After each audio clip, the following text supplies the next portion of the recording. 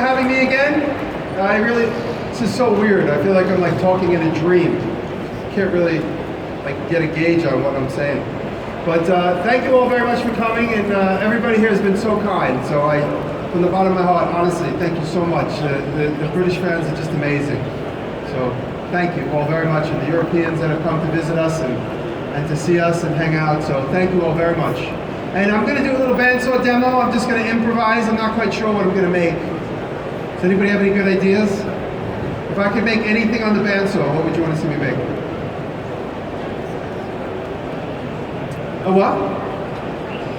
Oh, Spike's name on a plaque. Wow. Well, I knew somebody was going to ask me about Spike today, and I hate to bring the show down, but so many people have asked me, and I haven't done a story on it yet, but Spike went to heaven in February, and so I'm sorry to bring the show down. I know it's a little sad, but so in honor of Spike, I'll make Spike's name. All right? I didn't want to do a story on it on YouTube because so many kids like Spike, and so if you have children, don't tell them. We'll keep it a secret. But, no, Spike was a good boy for a really long time, and me and Willie took good care of him in the end. Let's see. I'm on the spot here.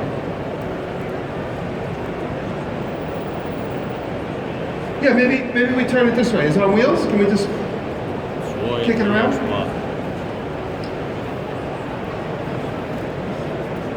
I'll face that way. That's good. Even like that's good. That can come out from around. Oh, cool. Just for fun, I videotape everything. So we'll do a little quick video. I'll do a little letter demo, and then after that, we'll take some questions. Cool. So this is like a nice hardy piece of lumber. So we'll play around with something like this.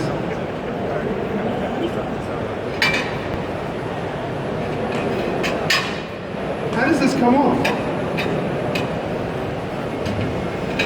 This doesn't come off.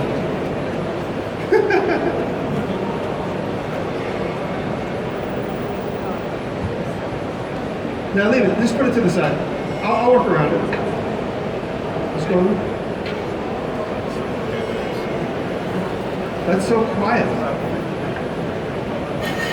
Ooh, it's on. So I'll just talk my way through this. If I'm going to improvise a letter, a series of letters, S-P-I-K-E, that's 5 letters. And so I take a look at the space, S-P-I-K-E. So the I would be in the middle, S-P-I-K-E. So I just give myself a little bit of spacing. I don't just start. I mean, I can also hand draw the letters, but just to try and be cool, I'm not going to draw them. Will you be able to see what I'm doing up there? Oh, good. Oh, where is that camera? Oh, okay, cool. So let's see. You guys can see a little bit. All right, so S's are very difficult. If you don't study letter forms, an S is the first thing we always screw up, the letter S. So I approach it, I break the space up like that. If you can see what I've done there. I think of like, if you take a noodle and you just like bend the bottom up and bend the top down, that's the best way to think of an S. A lot of people think of an S like this. They start doing all this stuff. And then it starts getting complicated. But I'll show you what I mean. I do need my glasses. I'm not getting any younger.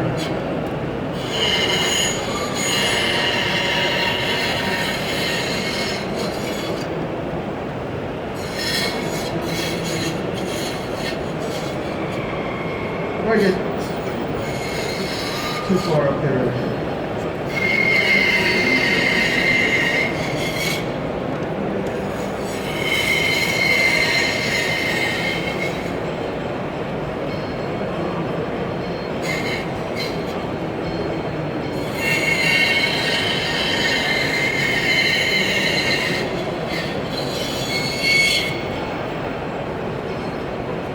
now I know I have a straight letter next to me, so I can use that straight side.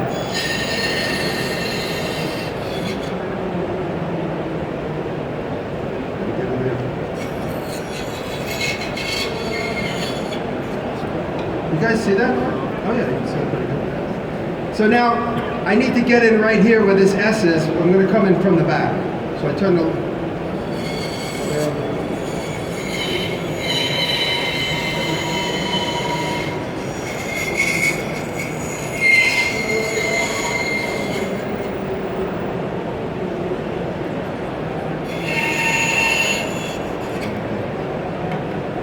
Then I cut this off here. And it's looking a little chubby, so I'm going to try and clean it up so it looks a little sexier.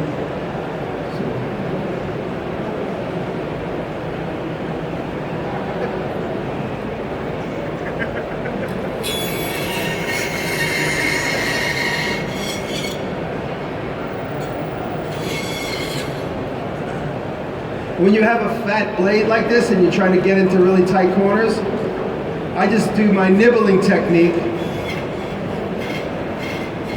And then I also do this technique, which you've seen in some videos, where I'm really only concerned about what the letter looks like right at the face.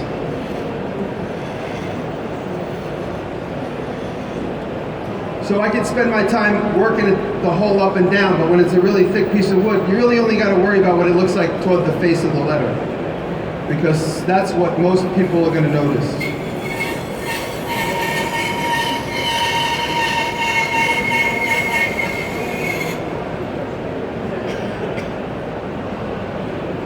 Get in there a little bit. Get it down like that. Now I'm going to come in from behind again.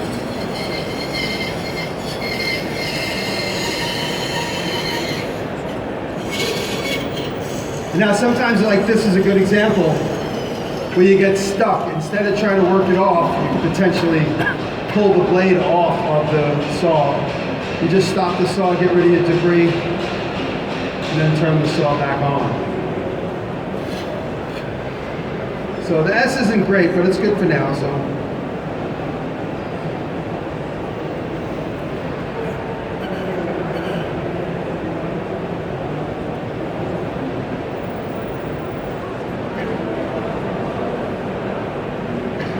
And it's good to study letter forms. I know a lot of people like to hand draw letters, and that's of course what I'm doing now because we're a little under the gun. But it's important to study letter forms so you understand. I mean, again, this isn't perfect, but I have a little bit of an understanding only because I have experience.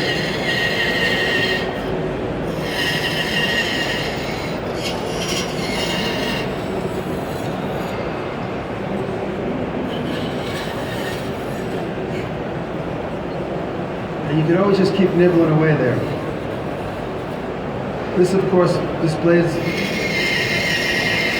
is a fatty. And you see what I've done there? I don't know what you can see in that thing. Oh, there you go. So I came in both here, and now I'm gonna come into here, then I'm gonna come into here, then I'm gonna come into there, and that's how I get. Just keep zigzagging until you get in there flat.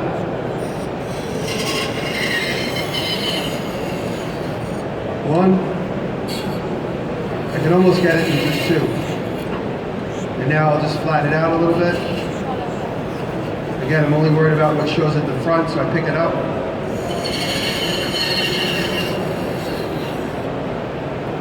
Here we go.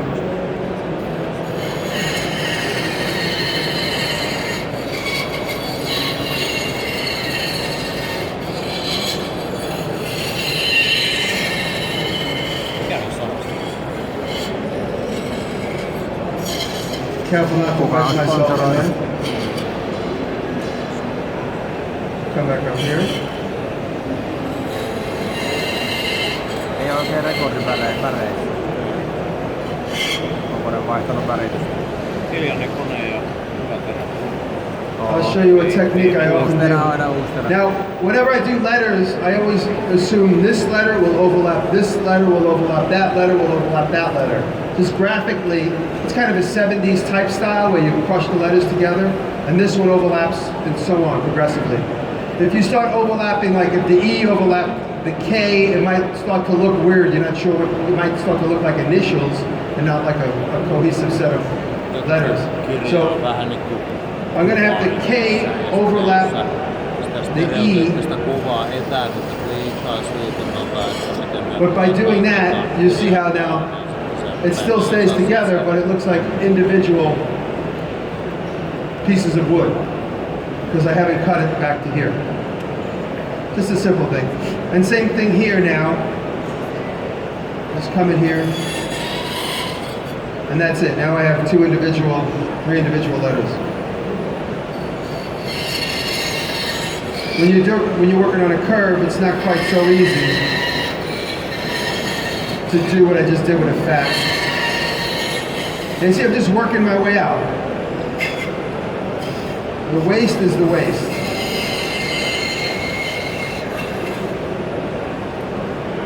Just working my way out of that dead end.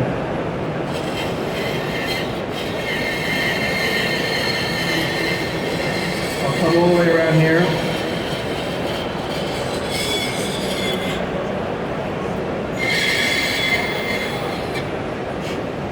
And now, this is where I say if I had a skinnier blade, this technique right now would be a little bit easier to do.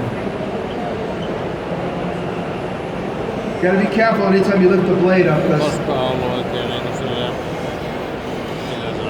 you could potentially get that yank down, and that's what scares people. When your bandsaw blade is like all the way through, you just gotta be careful.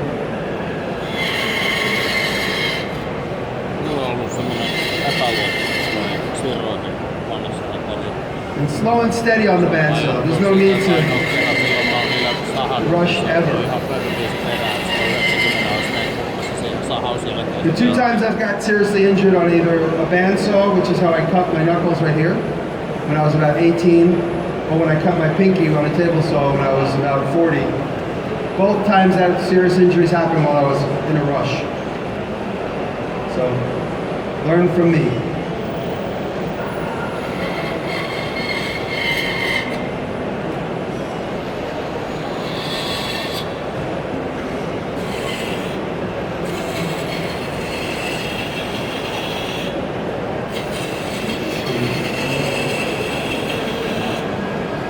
Get a nice consistent texture on it.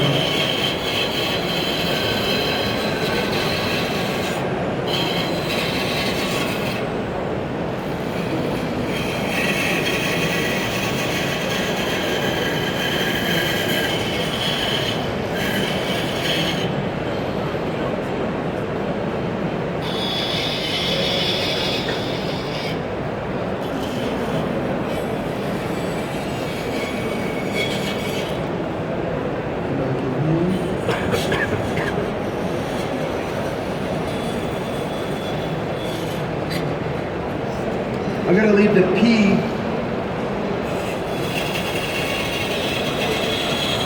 I'm going to leave that filled in because this reminds me of 1970s Saturday morning cartoon style. So we're going to leave that like that. It's a familiar typeface. And I did this technique last year. You could always cut it in half and make two signs.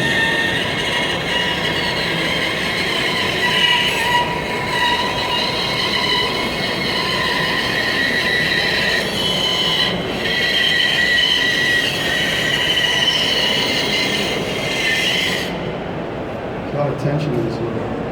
So we got that.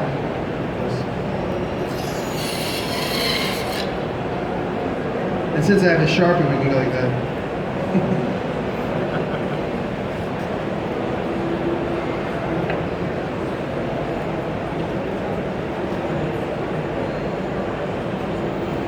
So, any questions on band? I only have a half hour, right? Yeah. So that was about 15 minutes.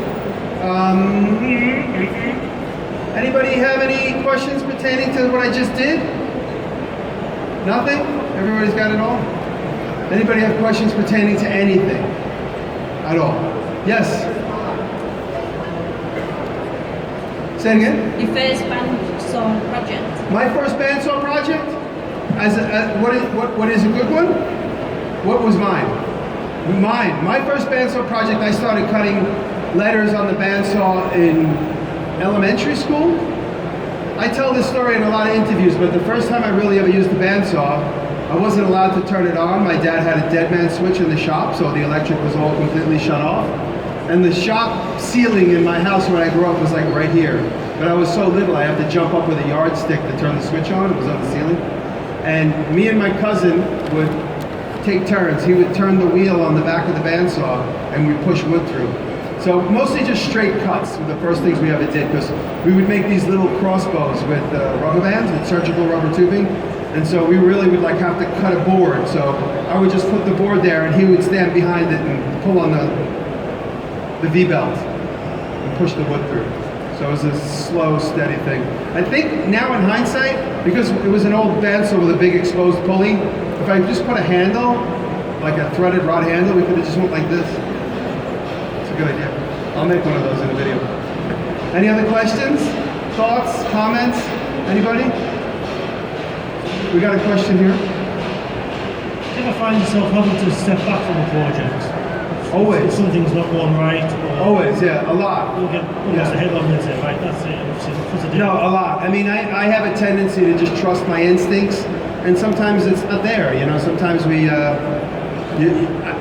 for instance, like the table I just made with the metal legs, if you've seen it, it's like a big slice of wood with a blue epoxy infill. Those table legs, I wasn't quite sure what I wanted to do. And so it took me a few days to really kind of get a full vision of what those legs might look like. At first, I thought I was going to plasma cut them and then fold the metal. And thankfully, my plasma cutter broke. So I didn't have to jump to that solution right away. I had time to think about it. And then I was like, well, I'm trying to mimic what it would look like if it was like made in rod. So why don't I just make it in rod? And Brett went and got some rod and we were just talking about it. And so I started making just 3 legs that I thought would each bolt to a section of the bottom.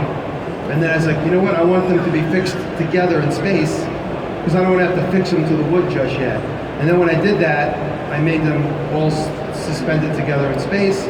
But each process, and of course in the video it all happens in 8 minutes, but I made the legs, then overnight I went back, I thought about it, I came back, I welded them together, then I went back and thought about it, then I added the extra supports. So it all looks quick, but I step away quite often. The knife, for instance, which again, another recent video, I made the knife blade and I wasn't sure how the handle would really look. And I made the knife blade and then about 3 weeks later I made the handle. But again, it happens in 8 minutes. So I do take a lot of time between various steps, especially when I have the time. If it's a client job and things have a deadline, I just get to it. Questions? How's being on this old house changed everything? It hasn't changed anything at all. You'd be surprised how little TV does for you these days. You know what does more for me? A viral video. Like when I get like, like the Hatchet Man, the recent Hatchet Man video where I made like, it didn't go past 1 million, but it's close. But being on regular TV means almost nothing. I love this old house and it gives me a lot of credibility and the production team is amazing. But after this old house airs, I get probably 20 emails from people that said, great job, I always love what you did. I get like 2 emails from people that go, wow, I never heard of you. Like 2. So, but that's just shows you the power of what we're all doing on our own versus the establishment. And like I said, nothing against this old house. I love this old house and I love the people, and Kevin's been nothing but gracious, and I credit Kevin O'Connor with bringing the internet world and our world into his world, because he's the one with the vision, I believe. Question? On your channel, how many projects do you have running at the same time? And do you have any projects that you change your mind halfway through and think, I'm not showing that? I have about, probably, cumulatively over 10 years, I probably have, over 7 years, I probably have about 10 videos that are undone. Like sitting in the queue, just like unfinished, half edited. Just because I kind of lose steam on them. And I know there's been a lot of times where in the vlog, I'll be like, I'm making this, it's gonna be great. And then I just never fade on it because it just came out like shit or whatever. Or I miss like a good critical piece of the video, either by camera failure and then I kind of lose steam on it. But like the infill resin table, I thought of it I thought of it years ago, but I got spontaneously inspired to do it right there and then with Brett and Derek was there, and I'm like, guys, let's do this table. So I jumped on that old idea. At any given moment, I might have 1 or 2 ideas, but my notebook is always brewing. And then when I get the full vision, so at any given time, I have like 100 ideas here, calculating different concepts and trying to add and take away. And then once I have a clear vision, I jump right in. So physicality of it, maybe 1 or 2 at the same time, but mentally, dozens going at the same time. He has the mic over there, but we'll come over here. Oh. What's the big project that I would want to do for me? Yeah, that's a good question. I want to take a 4-door Cadillac and make it into a pickup truck. And I've talked about that a few times. I actually almost did it for I want to do more Colin Firth stuff. Hanging out with Colin and yesterday and today we got to meet, and he's an awesome regular dude. And every time I watch one of his videos, I go, why don't I do more stuff like this? So that's really what I would like to do for myself. And now I have no excuse. I have like all the space in the world. I got a plasma cutter. I got 50 welders. So I just got to get outside of that little shop mentality. If you could meet anybody dead or alive, who would it be? I didn't hear that. If you could meet anybody dead or alive, who would it be? If I could meet anybody dead or alive, who would it be? Andy Warhol and Leonardo da Vinci, I think. And as far as anybody alive, Jesse James, probably. We have like 1 or 2 connections, and it takes a matter of time before I get to shake Jesse James's hand. Yeah, it was interesting that you referenced 8 minutes for a video. I'm just wondering how long the actual project takes typically. It could take, sometimes they take, like for instance, I was talking with Colin about this. The video that my 2nd or 3rd highest rated video of all time is 11 million views on a shotgun where the shells stick in the back. That took about 30 minutes, start to finish. And it's 11 million views. And then you spend 3 weeks making something that doesn't break 100,000 views. And you go, there's no experts here, it's like, it's crazy. So, I mean, it could take weeks, it could take days, it could take minutes. It's all different. But on the average, like, Brett and I will start a video on like a Monday. We'll go for like 3 or 4 days. Like usually like from like a Monday to like a finished project by Thursday, a finished edit by Friday. Typically. That's like on the average.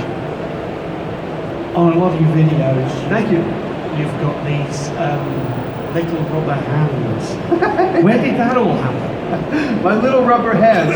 And I have one with me. I left it in the room. I forgot I had it. The little rubber hands started, I wanted to do push sticks. I'll go back a little bit. I wanted to do push sticks on the CNC machine that looked like hands. And so I researched push stick hands, and there's like 25 versions. So I said, all right, that's not an original idea. When I research something, nothing pops up, I'll research it, I'll rearrange the search. I'll try and see if at least it's original, or if there's only a couple, I could say, hey, I didn't think of it. I wasn't the first, but this is my way to do it. So there were so many hand push sticks, I said, forget it, I'm not even gonna try. And then a few months later, I was at a cashier in New York City at like a thrift shop, and I think I bought a card or something for a friend at like a gift shop. And right by the register, there was a little rubber hand. I was like, oh, this is cool. And then I'm waiting online, I'm like, I'll buy this. And then I realized there was a left and a right. So I was like, oh shit, this is cool. So I bought like 5 of each. I didn't know what I was gonna do with them yet. And so the idea of the push stick had already come and gone in my head. And then one day, I was pushing something through the saw with sticks, little round sticks. And I was like, I got the little rubber hands off the shelf and stuck them on there. So I had the light bulb moment when I was using the table saw. So I didn't invent hands as push sticks, but I think I am the first person to use the little rubber hands on the end of sticks as push sticks. So that's really how it happened. And then, just Brett could probably tell you more than me. I forget everything. So Brett could probably tell you the moment where we started putting them in videos and stuff. And I forget, like I just did the Whirly gig, and I'm watching the edit, it's done, I published it, and I'm like, I forgot I had the rubber hands to use. Very spontaneous. Yes? So, what's the next skill or process that you want to learn? The next skill or process. I say this every time I get interviewed, and I still haven't followed up. But I just had to move my tomahawk machine because it was like in the way, and I'm going to relocate it and get a new setup permanently in a new spot. I'm going to dig into machining. I want to do what John Saunders does on my own sort of scale. I'm not going to obviously make what John Saunders makes, but I want to get more into metal machining, digital machining. And I've already been there. I need to get confident and proficient at it. That's really my goal. And just more TIG welding, maybe make some, do more body work for cars. And as far as like totally brand new stuff, 3D printing for me has been new since the beginning of this year. So delve more into that. We had a question over here, I saw. Oh, hey. Hey Jimmy, nice to meet you. Hey buddy. Appreciate all the videos. Thank you. Inspiration over the years. Thank you. I'm just curious to find out, what's been one of your most challenging projects that you've done that you've kind of wanted to give up on but got through it anyway, and if you finished it and it was satisfactory, not necessarily on a financial point of view or anything like that, but personally you felt like you achieved something after getting through a difficult project? The canoe, the most recently the canoe, the canoe was a project that I got into it because I wanted to help, I wanted to learn how to make a canoe, but I was also committed because I was committed to Filson because I told them I'd make that for them. They paid me to make it. And then also Bear Mountain Boats. So I was in that project with a few people that I couldn't let down, but if I didn't have them in it, I probably would have put it to the side because it was a pain in the ass. There were a few moments making the canoe that were a pain in the ass. When I closed the bottom up and then Eric popped up, you guys see that part? Where Eric from Hansel Rescue was in the video? That moment where I closed the bottom of the boat was very difficult because I started having some run out. The graphic on this side of the end of the bottom of the hull was perfect. This one started getting wider and wider and wider and wider. So every time I'm trying to make this joint match that joint, I had to completely change the shape. And right there I was getting very frustrated. But I said, everybody before me has been able to do this, and there's no reason why I shouldn't be able to do this. So I had to modify every single piece from that side, from about the absolute center for about 6 pieces out. And it became very difficult, but I got through it. You don't have a mic, but what was your question? Come up here, I can't hear anything. I can't even hear anything that comes out of the PA. Hello, Alex Steele, now living in Montana. How about new collaboration? What? With Alex Steele. What did he say? I think the question was whether you would do another collaboration with Alex Steele. Oh, with Alex Steele? Oh, I love Alex. Alex like a rock star now. That's like asking me to have a collaboration with Elvis Presley. I mean, I would love to. If Elvis would want to have me in his studio, I would come and sing a song with him. But if Alec would have me out to Montana, he knows I'd be there for him. But Alec is like the rock star among rock stars. So, but Alec's amazing, and he's just unbelievable. He's like a living, breathing power hammer. Seriously, I mean, it's just unbelievable. He must be like half cyborg because of what he's able to do. And when you hang out with him without a camera on, he's exactly the same way. Yeah. Yes. Hello. Hi. I was just wondering, for the people that don't have access to a workshop or a lot of tools, where would you suggest setting up as a place to work, and what tools would you prioritise getting first? Well, it's funny. Nick Offerman always gets this question a lot, and I'm going to give you his answer, and that is basically get your hands, go to Lee Nielsen and get some proper hand tools, and just put yourself in the mindset of how everything was made before electric. I mean, electric's only 100 years old, but the civilization is, 3,000 years old, 4,000 years old. And how did the Egyptians do it? How was Notre Dame built without electric? Obviously they had a lot more time on their hands than our current work cycle, but how was that done? It was done with hand tools, chisels, sharp metal, and basically sharp metal. Go get yourself a piece of sharp metal. That's it. That's my answer from now on. I don't have a workshop. What do? Go get a piece of sharp metal. It's up to you. You work in your front yard. When I first moved into New York City, I moved into my apartment with a bed, like a futon, and a bandsaw. And that was the first thing I had in Manhattan in 1992. I had a bandsaw in my apartment, and every time I cut on the bandsaw, the whole entire apartment got dust on everything. And then I said, I should get a vacuum, that would be a good idea. Then I got a vacuum. And then I cut stuff in my apartment on the bandsaw. I was cutting straights. I was doing toy prototyping, so I wasn't quite doing what I do now. So doing toy prototyping was a lot less intensive woodwork. It was more model making work. So the bandsaw was there just to facilitate what I was doing. Question? Speaking of Nick Offerman, when are we going to see a Diresta versus Offerman? I don't know. You know, me and Nick have a couple of funny moments together in the new season of Making It, which will be out at the end of the summer, I heard. But me and Nick filmed a couple of funny things together. He made me do a pocket dunk spontaneously. He's like, empty your pockets right now. So on camera, I was like, chunk, chunk, chunk, chunk, chunk. So that was fun. And I don't want to say, there's a TV show that was mentioned earlier today. I don't want to say it because I'll get in trouble, but there was a TV show we mentioned earlier. Somebody over here asked me about a question of a TV show. They're asking me if I wanted to do something with Nick on that show. And I said, of course, you know, so I don't know if it's going to happen, but we might do something together on that show that I can't say. Yes? Hi, you're renowned for your collections of tools. What would you say is your pride and joy of your collections? My printing presses. It's like, because everything else I've collected my whole entire life. Bandsaws, I mean, I still have the bandsaw I had when I was 6 or 7 years old.